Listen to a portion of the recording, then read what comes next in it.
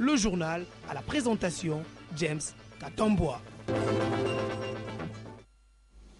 Bienvenue à toutes et à tous et merci de rejoindre nous pour cette session d'information. Le projet de loi portant reddition des comptes du budget de l'État pour l'exercice 2013 a été déclaré recevable ce vendredi au cours de la plénière de l'Assemblée nationale. D'autre part, l'Assemblée nationale préconise la mise sous pied en son sein d'une équipe d'experts pour cogiter sur la nature et la pratique à imposer à l'ordre opérationnel afin de mettre un terme aux tracasseries décriées au poste frontalier de la RDC.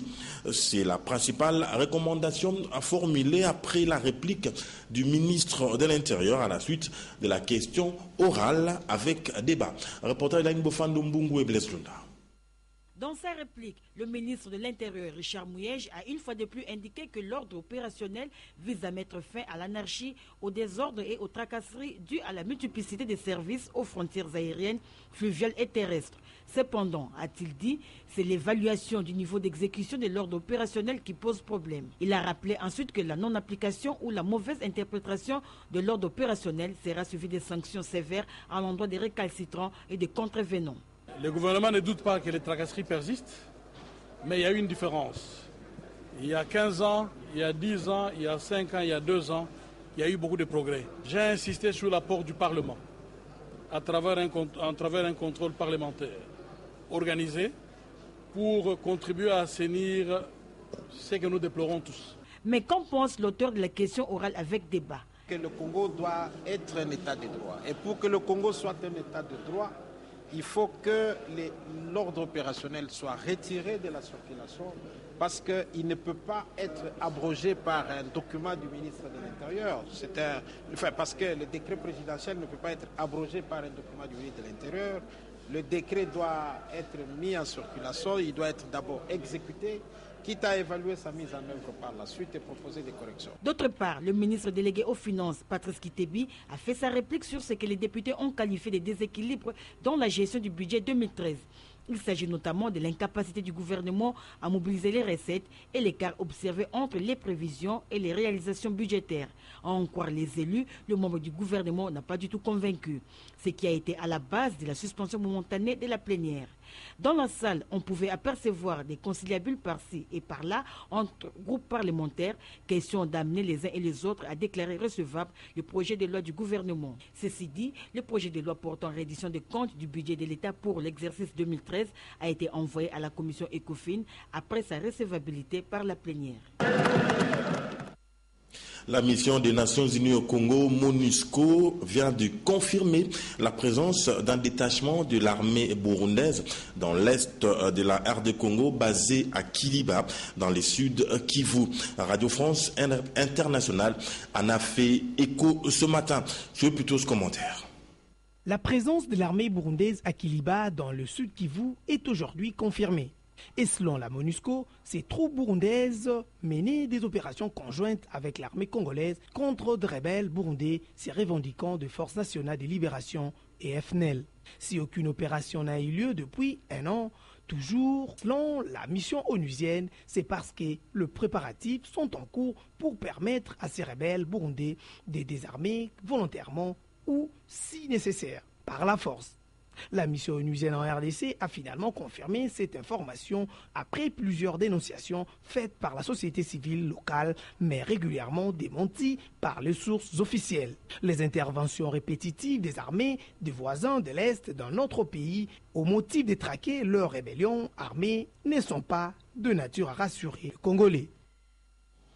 En marge de la 69e Assemblée générale des Nations Unies tenue récemment à New York, la ministre du Genre, Famille et Enfants, Geneviève Inagosi Kassongo, a représenté le gouvernement congolais à une importante réunion sur la lutte contre les violences sexuelles en période de conflit.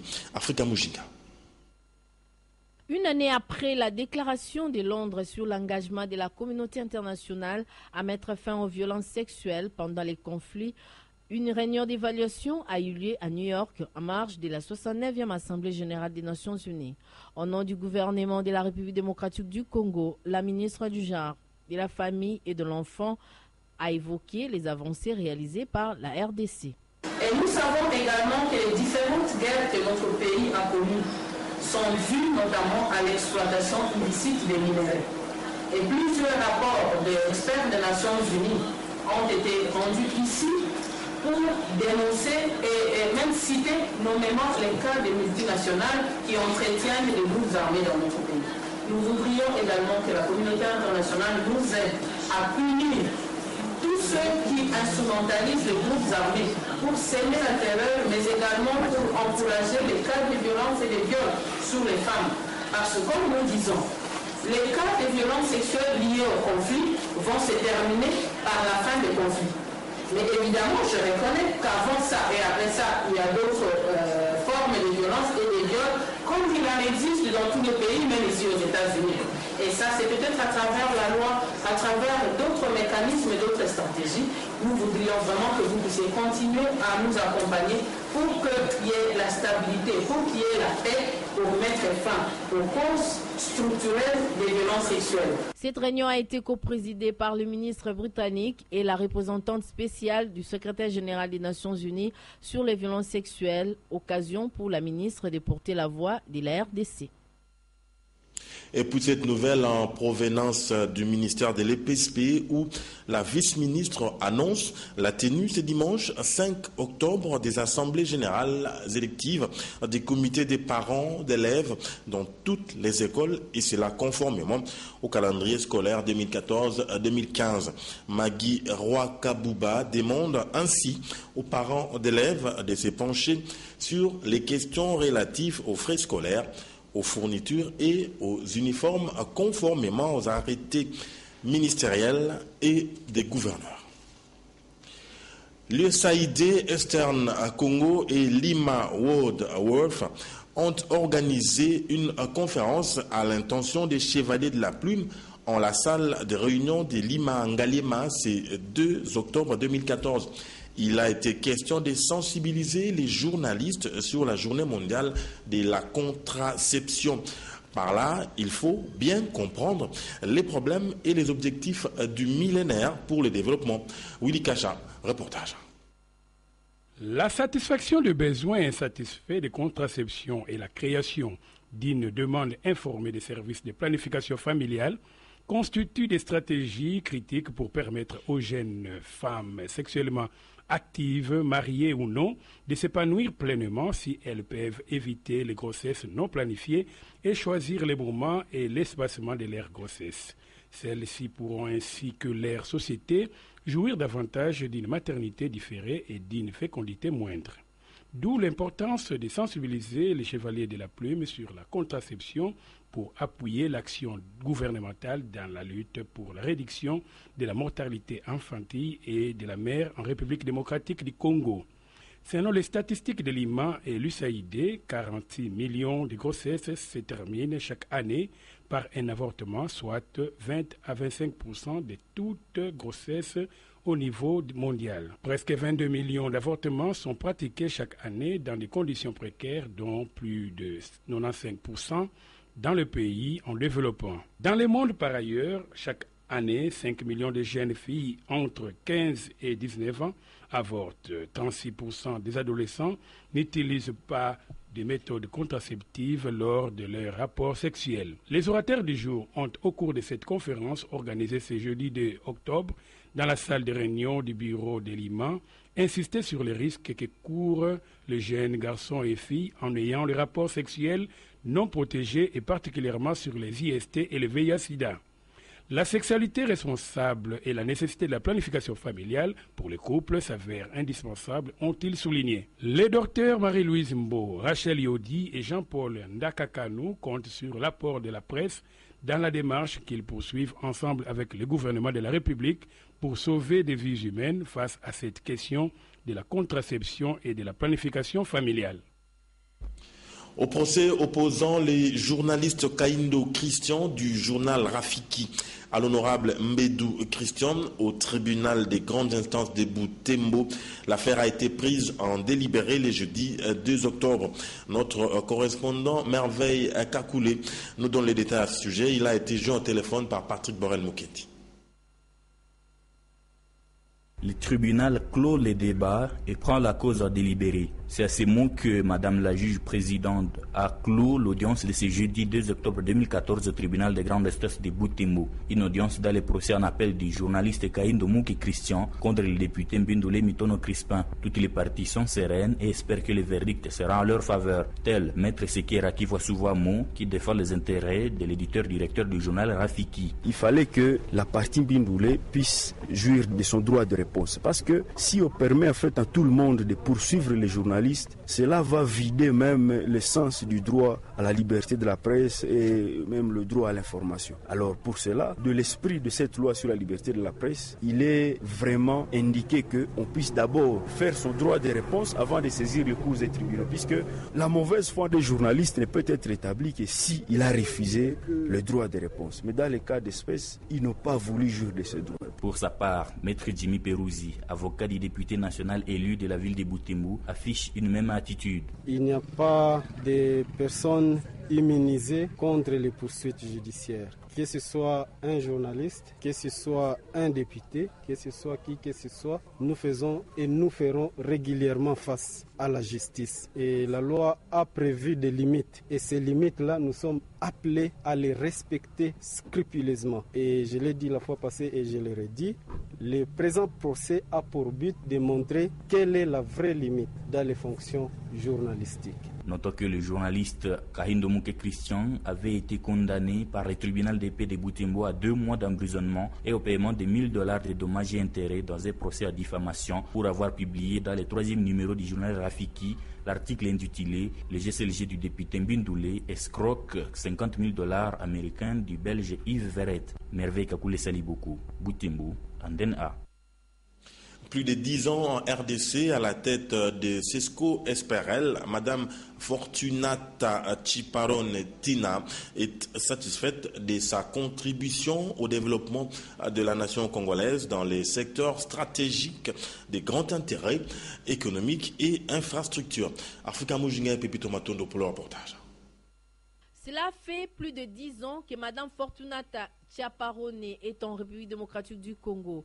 Le numéro 1 de la Société d'études, services et construction, CESCO, pense que l'expérience et la compétence ont fait que CESCO devienne un point de repère dans le projet lié aux divers secteurs d'intervention tels que l'entretien des infrastructures, la réalisation des édifices publics, résidentiels et industriels, la construction des routes, des ponts, des tunnels, des barrages hydroélectriques, bref, un apport au développement de la RDC. Le travail que CESCO a voulu gérer, c'est plutôt un travail qui puisse contribuer à la dimension de la reconstruction dans ce pays.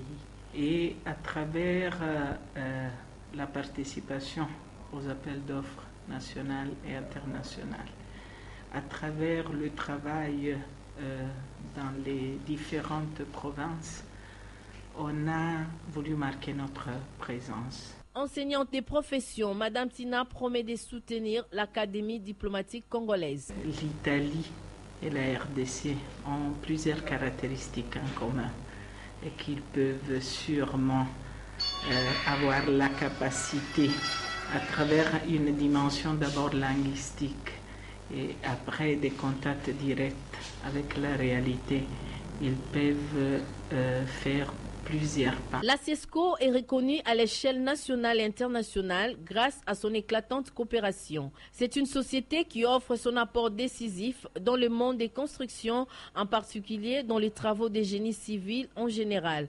Elle intervient également dans le projet et dans les études de faisabilité ainsi que dans la fourniture des matériaux. La fondation du groupe Orange a réservé pour la société Orange RDC un budget de $500,000 américains. Ce montant sert aux réalisations sociales d'Orange RDC dans tous les pays. Un éclairage a été donné à ce sujet au cours d'une conférence de presse au siège de cet opérateur des télécommunications. Reportage Jean-Louis Miaswekama et Mathieu Ngadipovi.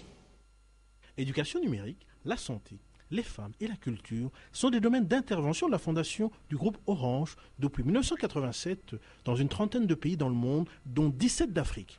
ce sont les responsables dans les pays qui nous proposent des actions parce qu'ils sont beaucoup mieux à même que moi, résident à Paris, de savoir ce qui est bien pour le pays ou ce qui n'est pas bien pour le pays. Il n'existe pas encore une fondation Orange Sexo RDC. Étant donné qu'on était une société jeune, on n'a pas créé directement une fondation Orange RDC, mais la fondation au niveau du groupe nous a accompagnés sur certains projets. Les interventions de la Fondation Orange s'inscrivent dans la philosophie du groupe Orange. Ce n'est pas des projets one-shot, vous savez, juste une action ponctuelle. Ce sont des projets sur le long terme. La toute prochaine réalisation de la Fondation Orange aura lieu à Kisenso. Nous avons décidé de créer une unité materno-infantile pour accompagner les femmes qui habitent dans cet endroit reculé qu'on a visité hier. Et nous allons démarrer très rapidement avec l'ONG Médecins d'Afrique, la construction de cette unité dans la commune de Kisenso. Les soins aux victimes des violences sexuelles à l'hôpital Kitambo avec l'ONG Magma sont des exemples concrets des interventions de la Fondation Orange. L'appui de Magma, c'était de mettre en place une cellule de prise en charge des survivants de violences sexuelles, une prise en charge qui est holistique, médicale, psychologique et aussi une référence pour les aspects juridiques et sociaux vers d'autres partenaires. Mais ce qui compte le plus dans toutes ces réalisations, c'est l'appropriation par les bénéficiaires de ces projets sociaux. Un des facteurs essentiels sur la qualité d'un projet, c'est bien sûr les personnes qui vont le mettre en œuvre, c'est la capacité à la population à accepter ce projet et à le prendre en charge. Grâce à la fondation du groupe Orange, Orange RDC peut remplir pleinement sa responsabilité sociale d'entreprise.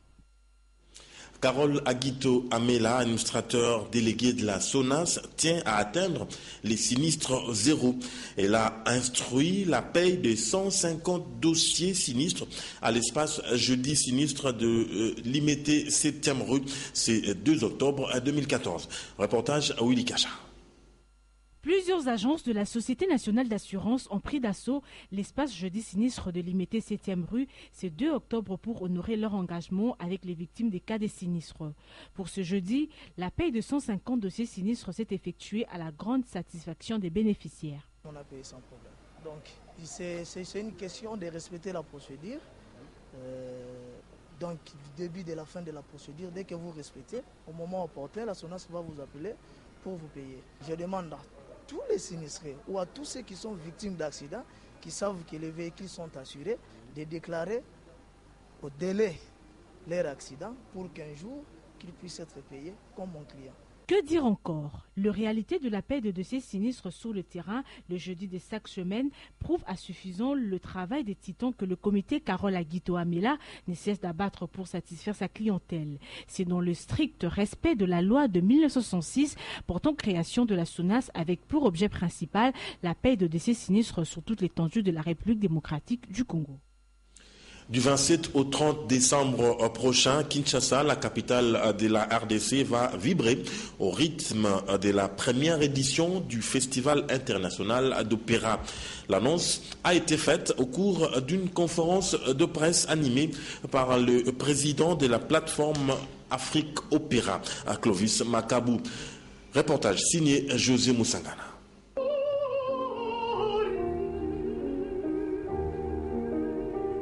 Cette conférence de presse a tourné autour de 2 points essentiels. D'abord, la présentation de la plateforme Afrique Opéra, une structure qui vise à promouvoir les jeunes artistes africains en général et ceux de la République démocratique du Congo en particulier. Ensuite, le président de la dite plateforme, Clovis Makabou, a relevé que la première édition du Festival international d'opéra, dénommé Congo Cœur d'Afrique, aura lieu du 27 au 30 décembre prochain. Le Festival international d'opéra, dont déjà le mois de novembre, tout commence avec des ateliers et des répétitions pour bien préparer l'événement. Parce que déjà au mois de décembre, nous accueillons la chanteuse préférée du roi belge.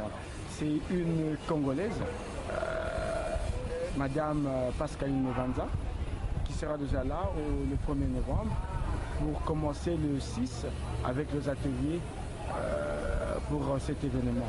Et tout ce que nous lançons aux partenaires, c'est de venir aussi prêter main forte pour la promotion de cette jeunesse. Il y avait une jeunesse, en fait, cette jeunesse qui se dévoue à faire plaisir aux Congolais et la fierté de notre pays dans cette musique classique qui est l'opéra. Entre-temps, d'ici jusqu'à décembre, il sera organisé dans différentes communes de la capitale des prestations afin de faire découvrir la plateforme et susciter les goûts de cet art qu'est l'opéra dans le chef de Quinoa. Lancement officiel de l'espace laïcité de la commune de Bandalungwa ce mardi 30 septembre. Le but est de faire de ces cadres un lieu d'échange citoyen sur des questions qui touchent aux réalités sociales afin d'y apporter comme solution des valeurs laïques telles que la tolérance, l'égalité et l'humanisme. José Moussangana et Gédéon Lukumwena. La Maison de la laïcité de Kinshasa a procédé au lancement de l'espace de laïcité dans la commune de Bandalungwa. Le but est de contribuer à la promotion et à la défense de la culture et des valeurs laïques dans la capitale. Une fois par mois, les résidents de cette commune vont échanger sur des valeurs laïques. Pour cette première édition, ce sont les administratifs de cette municipalité qui ont été sensibilisés autour du thème « Code de conduite d'un agent public de l'État ». Il y a eu plusieurs interventions sur la paix, l'unité, la réconciliation, le phénomène enfant sorcier et l'observation du code d'éthique professionnelle. Après les agents d'administration de la dite commune, ce sera le tour prochainement des défavorisés, des enseignants, des élèves, des étudiants, des chefs du quartier, bref, des acteurs de la société civile de cette municipalité. En sport, Patrick Borel Mukendi le disait tout à l'heure au sommaire, le démarrage de la 20e édition du championnat national de football, la Linafoot, est prévu pour demain, samedi 14 octobre. L'annonce a été faite par le président de la Linafoot, Simon Kayoyo, aujourd'hui au cours d'un point de presse. Papi Katachi.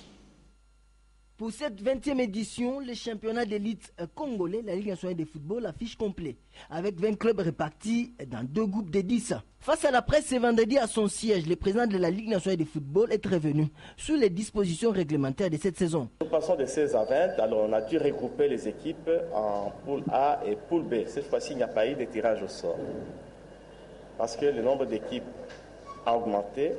Et si on faisait le tirage au sort, ça suppose que les équipes aller se déplacer dans tous les sens et ça pèse lourd sur les équipes en ce qui concerne le coût des déplacements au club, de signer des contrats avec les joueurs et avec les staffs techniques. Aucune équipe ne peut s'opposer à la retransmission des matchs dans la mesure où les conditions techniques sont réunies pour la retransmission des matchs. Dès ce samedi, et dans le groupe A, on va retrouver l'FC Lubumbashi Sport Kapako, Sa Majesté Sangabalende US Chikunku. Le dimanche, l'ETP Mazembe reçoit l'AS Bantou et l'OC Mungano accueille Saint-Éloi Lupopo. Dans le groupe B, le samedi 4 octobre, Shark et Lima d'Inclementin à Pembe Rojolu. Le dimanche 5 octobre, FCMK Makiso avec Club RCK, AS Nika Groupe Bazano. 2 jours durant, soit du 1er au 2 octobre, les responsables des clubs d'élite de football de la RDC ont suivi le séminaire licence CAF à la FECOFA, un témoin de l'événement à Papi Katassi. Durant 2 jours, dirigeants de clubs ainsi que gestionnaires des installations sportives en RDC ont été à l'école du savoir avec l'organisation par la Fédération Congolaise de Football Association du séminaire en matière d'octroi des licences CAF au club de football. Un véritable enseignant, professeur Omar Constant, a évoqué les critères qui entrent en droite ligne en matière d'octroi de la licence CAF, à savoir critères sportifs, administratifs et personnels, juridiques et infrastructures. Il faudrait impérativement que le club, c'est-à-dire le candidat à la licence, l'association nationale, la société à objet sportif, qui est propriétaire du club, qui est le candidat à la licence, doit présenter, nous avons deux critères impératifs, les impliqués aux infrastructures, doit présenter un contrat qui détermine, qui reprend clairement que tous ces matchs qu'il jouera dans tel stade de football. Tout compte fait, au-delà de ces séminaires, la Confédération africaine de football prévoit d'organiser un autre avec un panel de ses techniciens pour intérioriser davantage ces concepts licence à CAF en RD Congo. À titre de rappel, notre compatriote Omari Selemani Constant, président de la Fédération congolaise de football association, est aussi président de la commission d'octroi des licences à la Confédération africaine de football.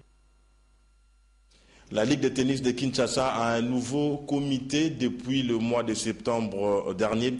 Les membres de ce comité ont eu leur première réunion de contact le week-end. À Patrick Borel, Moukendiri Gomolopo. Une bonne équipe, c'est aussi celle qui sait s'activer au moment voulu.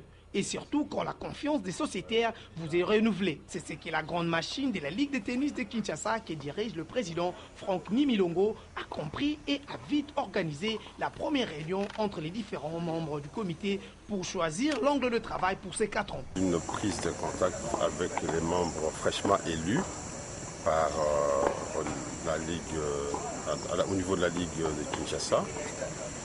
Et en même temps, il était question d'examiner un peu les grandes lignes de ce que va être le programme d'action du nouveau comité.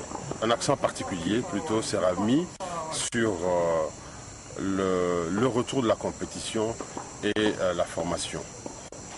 Voilà les 2 grands axes sur lesquels je pense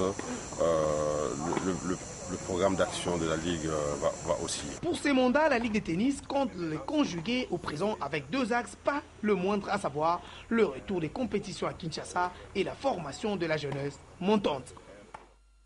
En page internationale, 10 mois après, la communauté internationale songe à envoyer un convoi médical en Sierra Leone, l'un des pays dévastés par Ebola. Ceci permettra-t-il de rompre la chaîne des contaminations dans ces pays qui comptent plusieurs morts et plusieurs personnes infectées? Je veux plutôt ce reportage de nos confrères de TV5. Une arrivée très attendue. Envoyé pour 6 mois en Sierra Leone, un contingent de 62 médecins et 103 infirmiers cubains vient d'atterrir dans le pays. Leur mission, empêcher la propagation du virus. Nous avons des personnes hautement qualifiées et nous avons décidé de participer à cette lutte. Nous pensons que c'est très important parce que ce qui se passe ici pourrait avoir des répercussions dans le monde. La bataille est ici, nous avons appelé tous les gens à se joindre à nous pour mener le combat. D'autres départs pourraient suivre. Cuba a déjà prévu de déployer plus de 400 personnes en Sierra Leone, mais aussi en Guinée et au Libéria, les 3 pays les plus touchés par l'épidémie. Nous avons besoin, autant que possible, de professionnels de la santé et ça permettra de continuer la lutte. La Sierra Leone fait face à une pénurie de moyens humains et matériels. Le pays manque toujours de plusieurs centaines de lits et de centres spécialisés. Selon l'OMS, Ebola a déjà fait plus de 3300 morts, dont presque 600 en Sierra Leone. La lecture des parutions d'aujourd'hui, c'est la revue de presse signée Domo Matin.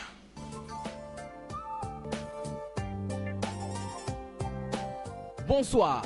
Présence de troupes burundaises sur le sol congolais. Révision constitutionnelle. Détournement de l'argent destiné à l'opposition. Mort du sergent-major Ngwabou, chauffeur et témoin clé dans le procès du général Mamadou. Tels sont les sujets abordés par la presse quinoise. Avec la mort du témoin clé, note la relance, une impasse totale est envisageable dans le procès Mamadou Ndala. Le sergent est en effet mort à Beni le jeudi, après avoir comparu la veille pour la première fois à l'ouverture du procès des assassins de l'ancien commandant du 42e bataillon de commando de l'armée congolaise. D'où vient alors, s'interroge Forum des As, cette mort très mystérieuse? Roger Kitebi, ministre délégué en charge des finances, répond ce vendredi. L'engagement économique de Berlin en RDC dépend d'un cadre politique fiable. Pour ce faire, son ambassadeur Wolfgang Manig invite les autorités congolaises à respecter la Constitution du 18 février 2006. Berlin déconseille donc toute révision de la Constitution. Information relayée par la Prospérité. De son côté, la Percée Plus souligne Matata chasse Kabila du pouvoir. Selon le journal, Matata aurait plongé le président Kabila dans l'échec pour faire sortir son propre succès auprès des Occidentaux. L'homme de la macroéconomique commente-t-il qui essaie de donner l'impression de bien assumer ses responsabilités bloquerait en réalité la bonne marche de l'État. Fin de cette revue de presse. Merci de l'avoir suivi et à demain. Fin de ce journal. Merci de l'avoir suivi. Patrick Borel Moukendi qui en était le chef d'édition me charge de vous souhaiter un excellent début de week-end. Bonsoir.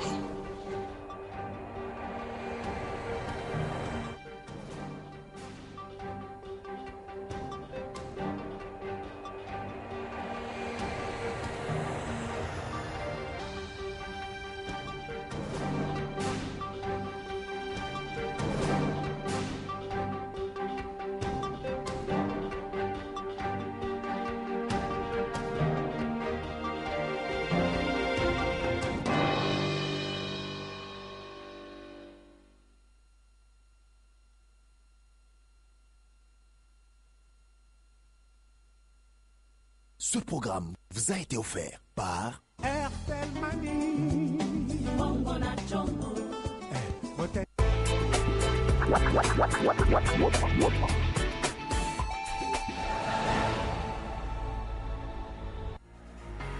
Le centre commercial ultramoderne d'Empire vous offre une sélection pointue